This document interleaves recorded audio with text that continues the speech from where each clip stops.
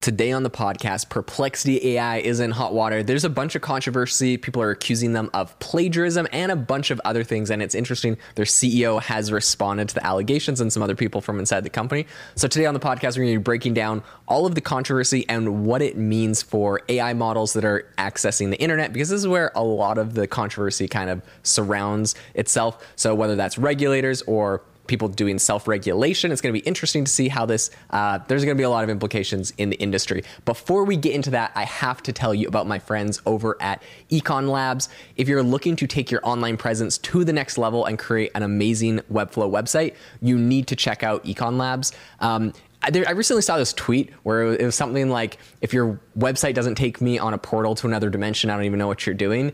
And like, it's kind of funny. And they had like a bunch of tweets of these different websites. And one of them was an Adobe website where essentially it's like, as you scroll, there's like all these crazy movie animations and graphics, and it follows your mouse and whatever. So there's all this cool stuff.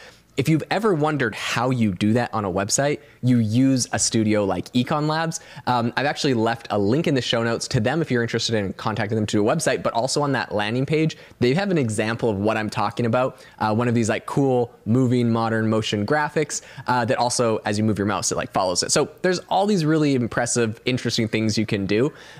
They do UI, they do UX, they do SEO. So if you are a startup, if you're an agency, if you're an enterprise, you need to go check out Econ Labs. They can make you a stunning website. It'll be customized for whatever you're working on. I'll leave a link in the show notes to Econ Labs to see exactly how they can turn pretty much whatever is in your head into a reality. Or if you don't know what you want, they can do that too. So amazing studio, link in the description. Go check it out for sure. Back to Perplexity and what they're doing.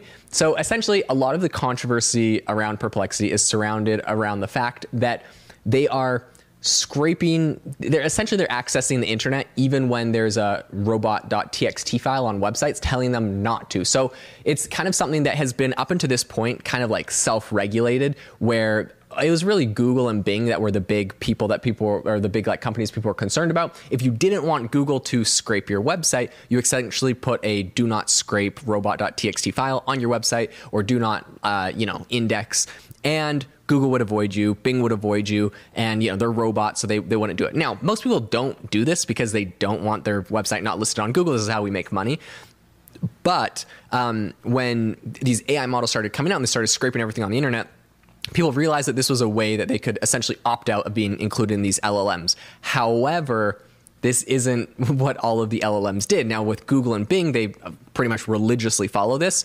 With people like OpenAI, it's a little dubious, but I think they say they do. Perplexity definitely has not been doing this. If you have a robot.txt saying do not scrape, they go and scrape you. So this is where a lot of the controversy has come from. So that's one controversy. The second controversy that Perplexity is in this week is plagiarism. So they have both Wired, who's reporting that Perplexity has ignored their robot exclusion protocol.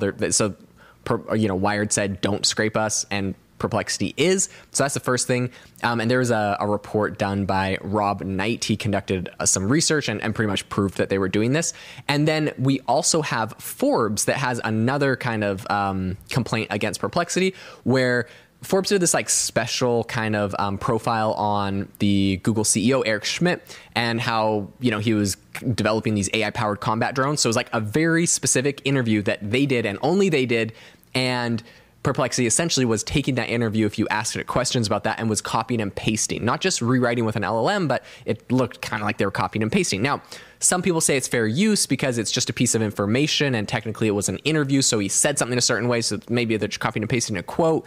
Other people said, no, they're just copying and pasting straight out of a news organization. I think all of this drama essentially goes away. All of the controversy goes away if they make a deal with the news organizations, similar to what OpenAI has done. You see OpenAI making deals with Axel Springer and the New York Times and a bunch of other companies. And this is essentially where I think Perplexity could get out of this, because they're getting that they're into a lot of drama and a lot of kind of controversy. Now, the controversy gets a little bit more interesting, because instead of kind of apologizing, maybe saying they're going to fix it, it feels kind of like they doubled down to me. So they were kind of defending themselves, and Dmitry Silivanko is Perplexity's head of business, and he said, quote, "We're just responding to a direct and specific user request to go to that URL." So what he's pretty much talking about is these websites say, like, don't scrape us, don't crawl us, right? The no crawl, I guess. And when someone goes to, Perplexity and says, like, hey, tell me about Google's, Eric Schmidt's AI-powered combat drones, and it's like going there, technically they are saying, like, they have like text saying no AI models can access them, but Perplexity is saying it's just like if the user was going on Google or going to your website and searching on the Forbes website to go find it. We're just acting like on the user's behalf. So it's kind of interesting because no users are complaining about this. This is like straight up from the companies kind of fighting about who should be compensated. And on the one hand, you understand because Forbes makes their money from clicks on their platform, from people actually clicking on ads and stuff. And so if it's all getting shown up on Perplexity, there is no clicks. So what's the solution for this? There's a couple interesting things. One thing that Perplexity said that they will be doing is trying to make the citations a little bit more obvious. Right now, it's just like a little blue dot, kind of like Wikipedia, or a little blue number. I think they're going to try to make them a little bit more obvious so that it encourages people to actually click on them. But to be 100% honest, when I get results from Perplexity or even Google Gemini or others, if it just answers my question for me, I'm not going to go and click on the link. So it feels like maybe LLMs fundamentally are going to be taking away some business. So what are the publishers going to do, right? They go out of business, then we don't get, unique published or content published. And that would be a detriment to the end user, end consumer, if this content isn't being made because it's not monetized. So there's another path. And that is essentially what Perplexity is planning on doing in regards to revenue sharing. So they have some plans to implement advertising revenue sharing deals with a bunch of publishers. And essentially they're going to include ads alongside query responses. So you ask a question, it gives you a response. They're going to have ads on the side, and publishers that it's pulling from your site are going to get some ad revenue. This is kind of cool to me because if you are an independent journalist, this is not just for Forbes. I would assume they would open this up to everyone. And if you write some really interesting things that people are searching for and you're showing up and ads are showing up, you get monetized, kind of like YouTubers getting monetized. I think this would be the way to go. I think they would be doing it wrong if they only pay, the big publishers with some special back-end deals. I hope that doesn't happen, but they are planning some revenue sharing. There's all these arguments about fair use and plagiarism that are going on around this. One thing that I will say, there's a recent article over on TechCrunch, and they were kind of talking about some of the concerns that if these AI scrapers like Perplexity are going to continue to repurpose publishers' content, it's going to obviously lead to decreased ad revenue. I kind of talked about this, and obviously TechCrunch is a journal, so it's interesting. All the people criticizing it are also the journalists losing money, so it's not so much the users. Anyways, it might be a bit of a squeaky wheel syndrome or whatever, where these are the most vocal people. But I understand what's happening, and you understand that people definitely want to make sure that those publications are in business so we can keep getting news from them. As far as the actual CEO of Perplexity, Arvind, he essentially just came out and kind of acknowledged the issue, and he's the one that made the promise that they're going to make the citations better. That's kind of his solution to it. I think sometimes the citation accuracy has also been a little dubious, and there's some hallucinations and other things. So it's not like it's perfect, but I think, if they really do the monetization strategy and they make the citations more obvious, I think they're not going to have the legal troubles that they are currently sort of finding themselves in. Their head of business, Dmitry, said, quote, "Nobody has a monopoly on facts. Once facts are out in the open, they're for everyone to use." So this is an interesting, and there's another legal kind of attorney that was also commenting on this, saying, when it comes to fair use, so like with the Google Eric Schmidt interview, for example, like technically he's saying, I'm starting this like defense company and we're doing this thing. And like technically that's kind of like a fact. And so just because Forbes is the only one that got like the license to publish that, now everyone knows about it. So like, what's the difference between me reading that Forbes article and then me going and talking about it on this podcast, and then someone hears that and then they go, it's like a fact, right? And so it's out there in the open. And so I kind of understand, like, no one owns the facts of something that's happening.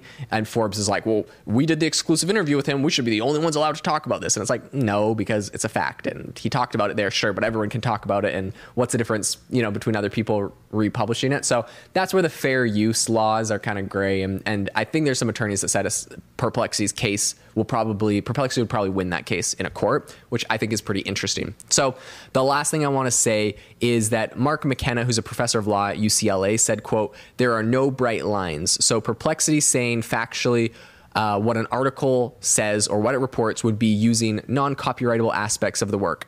That would be just facts and ideas.